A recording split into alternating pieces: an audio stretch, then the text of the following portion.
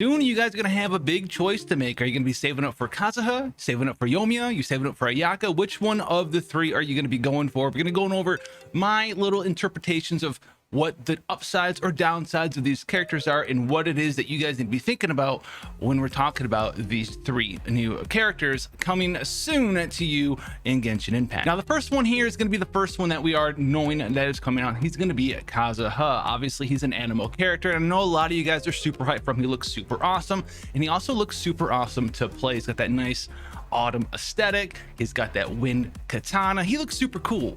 And now a lot of you guys want to make him your main DPS, but unless you're going to go all the way into C6, that just doesn't add up. He's not really going to dish out the damage. So let's talk about this. Now, he is an anime character, and the way his kit and other anime characters kits are designed so far outside of Xiao is to boost damage of other elements, right? We have the Viridescent Venom set, etc. Their kit, they swirl, they animo infuse themselves with certain elements.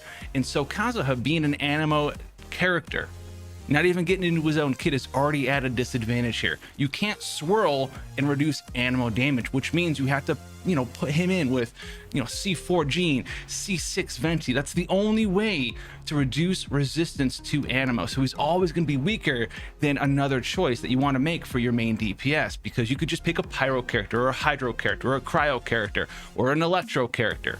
And because you can pair them in your party with someone that can boost their damage by reducing resistance to their own element by 40%, they're just going to be better overall. They're just going to be at this advantage. They're going to be doing more damage than an animo character as your main DPS can do, and which is also something that Xiao does suffer from. There's not a whole lot of different characters to really amplify his damage as much as you can for another character. So main DPS aside, can you make him do that? For sure. You can make Barbara your main DPS. Doesn't mean it's going to be the best thing of all time. Is that what you really want to be spending your Primo Gems on? If you want to, go for it. Remember, the first rule of thumb is have fun and do Genshin the way you want to do. Use your characters the way you want to do. But when it comes to me and my content, if you want him for your main DPS and you think he's going to be super jazzed at C0 as a main DPS and you pull for him, you're going to be a little bit disappointed there. So we wanted to cover that fact. Now, the other part about him, he is going to be cool. He's going to be very fun to play. He's jumping up and down, plunging, swirling stuff.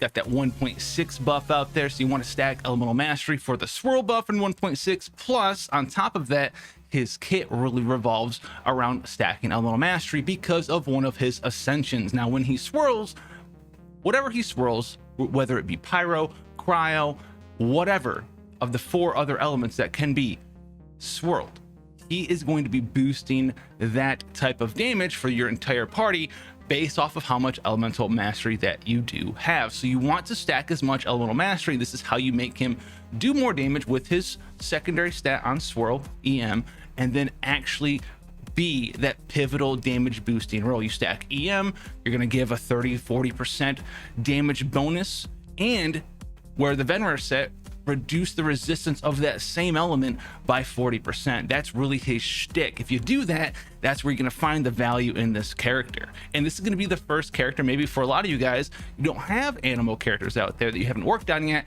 and that's why you're attracted to Kaz. But there's already a character that's very easy to gain access to because she's a 4-star and is very similar in the exact same role as Kazuha. We want to stack Elemental Mastery, we want to wear the Viridescent Venom set, and we want to swirl and crowd control and do these things just the same way that Kazuha is going to do them.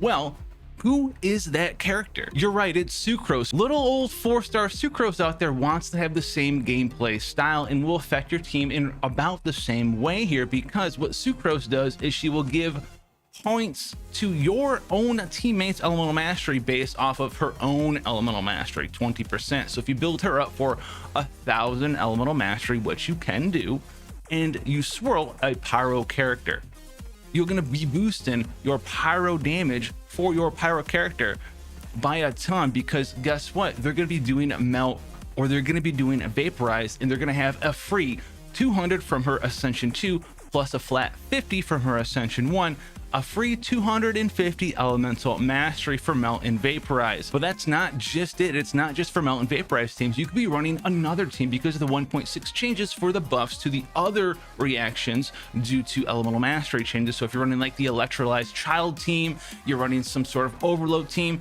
Sucrose is going to be buffing up your main character's elemental mastery and making them do more damage. It's very, very strong and is a 4-star character that you can go out there and have. Even at C0, she can pull and fulfill the same sort of role as Kazuha does. And when it comes to value for Primo Gems, if you have a C0 Sucrose out there, do you really need to pull for a brand new character to accomplish that role? And you may be sitting there right now with a C6 Sucrose and you're like, I really need to pull for Kazuha. You have a C6 character that gets all of these buffs from constellations, does similar things to Kazuha at C0, but does even more things than a C0 Kazuha does when your Sucrose is at C6. Those are some of the things you really need to think about when you're pulling for Kazuha out there. Downsides: don't really make him a main DPS. It's not his job. Another downside: you already have a 4-star character that does exactly what this character wants to do. Outside of aesthetics and gameplay style, the effect and end results will be very similar to just using Sucrose out there. Now, I hear you guys already. Maybe you want another animal character. You didn't get Venti, and that would be a good reason. Maybe if you want to go out there for Abyss, you want to run an animal character in team 1 and an animal character in team 2, that'd be a good reason for it. But outside of that specific reason, just go out there and use whatever animal supports you already have. Especially if you have Sucrose and Venti right now, you really don't need a third one. You really don't, not for them precious free-to-play Primo Gems in your back pocket. Now, the other one we need to talk about here is going to be Yoimiya, and she's going to be probably the most unique out of these three. That doesn't mean that she's going to be the most powerful out of these three, though, either. So Yoimiya is going to be a pyro bow user, and her shtick, she's got two things that separate her from a lot of the other DPS in the game, is she's kind of got like this injection steroid mode where she just becomes a monster, very similar to Child's elemental burst, but hers is on her elemental skill. And so she's got an elemental skill that you'll use it, and then she will imbue all of her normal attacks with pyro damage, and she will start shooting pretty fast on top of that as well. So this is gonna be very, very strong. You're gonna have a ranged character that just is spamming out pyro. Now, this is just a prediction, not really, but it's a prediction. We can't show anything because, you know, we'll get slapped down by Mahoyo into the ground and have to try to dig myself out, and that won't happen. And then that'll be the last video, and maybe the first one that you ever saw on this YouTube channel, sadly. But she's gonna have this cool stance where she's gonna go into this mode and fire off a bunch of these ranged pyro attacks. You know what's very good with that? Yeah, Xingqiu vaporized spam. It's going to be dependent on the internal cooldown on applying pyro versus Xingqiu's vaporize to see if she can do them all. But that's something that's very cool, but it's also very unique to her because there's no other elemental normal attack spamming character that's a bow user in Genshin Impact, which means that she can play very well with the Rust, very similar to like how Child does, because Child has the melee form where he gets a melee form, and so he is technically also a bow character that has normal attacks that are infused with an element. Normally you can't do that. You can't even force it with Bennett or Chongyun. Those are all supportive aspects for Bennett and Chongyun. Those are only for melee attacks. You can't apply those to bow users. So she's gonna be very unique there. Now she's also gonna be unique as well with her elemental burst, because it's gonna do some damage and then it's gonna apply a debuff.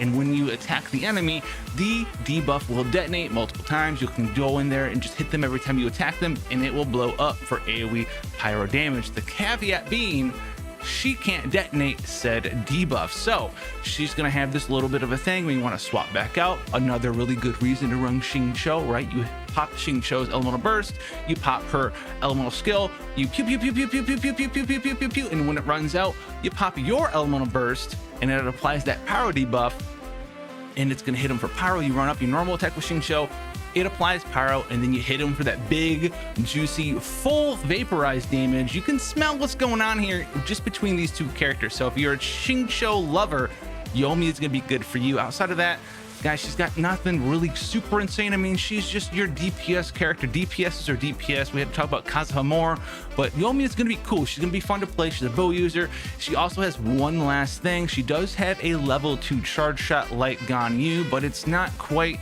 like Ganyu's where you shoot somebody and you can auto crit and it blows up and you crit again.